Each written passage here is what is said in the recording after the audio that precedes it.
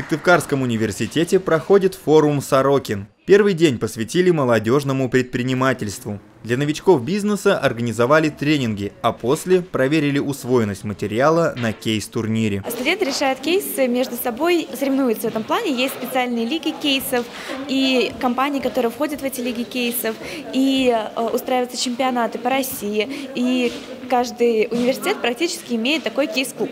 На разработку своего бизнес-проекта отведено всего 2 часа. Участники должны в заданных экономических и социальных условиях предусмотреть все возможные риски. В итоге кто-то успел придумать только идею, а кто-то даже все посчитать. Решения очень интересные, они очень необычные, разноплановые, что очень важно, знаете. То есть нет каких-то рамок, в которые загнаны студенты, что они все в одном направлении мыслят. Они нет, очень разные. Очень интересно было наблюдать за самим процессом, как студенты раздумывают над идеями, потом как они их разрабатывают.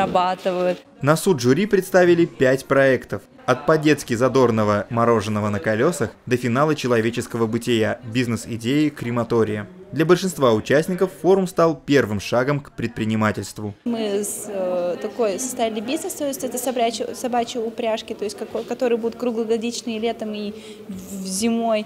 И, к сожалению, судьи нас немножко покритиковали, но мы не разочаровались, не расстроились, но в дальнейшем я хочу этот бизнес как-то реализовать. Также на форуме презентовали Центр предпринимательства, который поможет участникам реализовать их проекты. Центр предпринимательства в нашем университете – это одно из направлений в деятельности бизнес-инкубатора «Сорокин».